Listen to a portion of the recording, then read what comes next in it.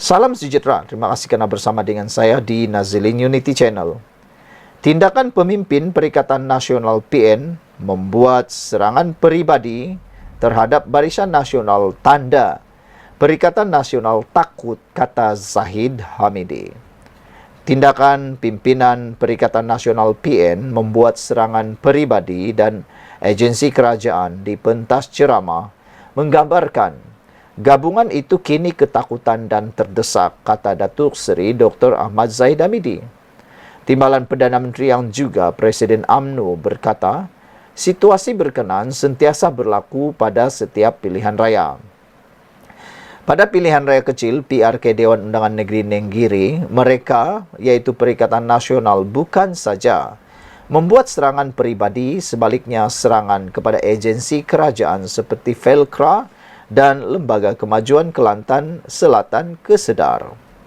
Serangan seperti itu yang mereka suka. Itu tanda mereka sudah terdesak dan takut. Namun untuk diingat, perlu diingat, serangan itu juga akan berbalik kepada mereka. Sepanjang mereka diberikan tanggungjawab ketika berada dalam kerajaan, mereka tidak berbuat apa-apa pun, kata Zahid Hamidi. Saya tidak mahu menyebut nama siapa. Namun, sekiranya tugas dan tanggungjawab itu diberi, laksanakanlah dengan baik, katanya lagi. Beliau berkata demikian ketika berucap pada program Temu Mata bersama peserta Kesedar di Kampung Renok di sini hari ini. Yang turut hadir, Pengerusi Badan Perhubungan UMNO Kelantan, Datuk Ahmad Jazlan Yaakob, dan Pengerusi Kesedar, Datuk Zawawi Othman. Pada masa sama, Ahmad Zahid Hamidi berkata, setakat UMNO bersama dalam kerajaan perpaduan, mereka mendapat kerjasama baik daripada menteri dan timbalan menteri dari parti lain. Prestasi menteri dan timbalan menteri UMNO juga adalah yang terbaik dan akan terus diperkukuhkan dalam kerajaan perpaduan, katanya. Barisan Nasional berpengalaman sebagai kerajaan selama 62 tahun dan kita menggunakan pengalaman sedia ada untuk kerajaan perpaduan hari ini, katanya lagi. Saudara-saudara sekalian, melihat kepada ucapan daripada Zahid Hamidi ini, serangan peribadi terhadap Barisan Nasional tanpa tanda Perikatan Nasional takut, adakah persoalan ini akan membawa kepada tanda-tanda bahawa Perikatan Nasional sudah kehilangan modal untuk membuat kempen di PRK Nenggiri? Mereka sudah hilang modal dan kini menyerang peribadi dan agensi kerajaan pula.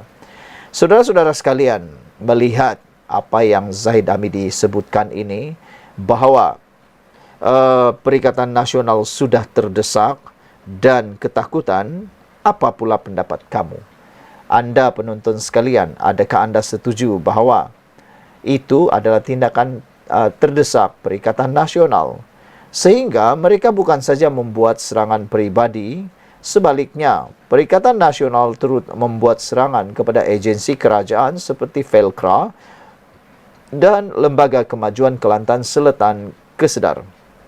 Kata Zahid, serangan seperti itu yang mereka suka. Itu yang Perikatan Nasional suka. Itu tanda mereka sudah terdesak, katanya, dan pula takut. Namun perlu diingat, serangan itu juga akan berbalik kepada mereka. Apabila Zahid kata, sepanjang mereka diberi tanggungjawab ketika berada dalam kerajaan, mereka tidak berbuat apa-apa. Jadi senjata makan tuan lahan kalau begitu, meludah ke langit karena muka sendiri. Apa pendapat kamu? Tinggalkan komen. Jumpa lagi. Salam sejahtera. Terima kasih kerana bersama dengan saya di Nazilin Unity Channel. Persoalan paling penting malam ini, adakah Ayub Khan disebut-sebut bakal jadi ketua pesuruh JSPRM baru? Wah, sebenarnya kalau anda tanya saya setuju atau tidak kalau Ayub Khan menjadi ketua SPRM yang baru, saya sangat setuju. Anda tahu atau tidak, Ayub Khan merupakan ketua ataupun timbalan ketua polis negara yang amat-amat disegani dan sangat berintegriti. Beliau sudah menunjukkan betapa beliau menjalankan tugas tanpa memilih bulu dan ditakuti oleh penjenayah. Selain daripada itu, integriti Tuan Ayub Khan ini bukan calang-calang. Beliau memang sangat hebat sejak beliau menjadi kalau tak silap saya dulu dia ialah ketua polis untuk negeri Johor. Sekarang dia sudah jadi timbalan ketua polis negara. Memang lantang, berani dan memang tidak memilih bulu. Siapa saja akan kena kalau dia jadi ketua pesuruhjaya SPRM. Saya setuju dan saya harap berita ini betul-betul jadi kenyataan. Spekulasi ini benar-benar jadi kenyataan. Kalau Ayub Khan menjadi ketua pesuruhjaya SPRM, matilah semua orang yang pemberi rasuah dan penerima rasuah. Dan saya jangkakan masalah rasuah di Malaysia akan dapat ditangani dengan lebih baik. Dan orang tidak akan berani lagi buat barah kanser yang dipanggil rasuah ini. Timbalan Ketua Polis Negara Datuk Seri Ayub Khan Maidin Piche disebut-sebut bakal dilantik sebagai Ketua Pengarah Suruhanjaya Pencegahan Rasuah Malaysia SPRM baharu bagi menggantikan Tan Sri Azam Baki apabila tamat kontraknya. Kabar angin semakin kuat tersebar apabila Ayub Khan dilihat bercakap soal rasuah sejak kebelakangan ini. Jika benar negara bakal melihat perubahan besar-besaran dalam pentadbirannya selepas lantikan Ketua Setiausaha Negara baharu yang bukan dalam lingkungan utama pentadbiran negara.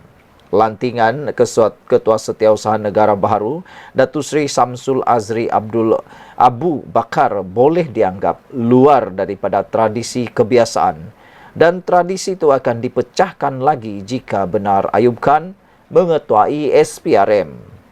Mengulas perkara itu, seorang pemerhati politik memberikan reaksi yang cukup positif menganggap pelantikan Ayub Khan akan berjaya menggoncang perasuah-perasuah di luar sana.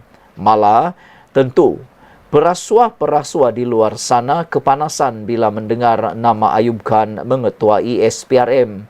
Lagi banyak Melayu pakai baju oren, katanya. Tanya saya, jika benar Ayub Khan dipindahkan ke SPRM, memang dia paling layak di situ.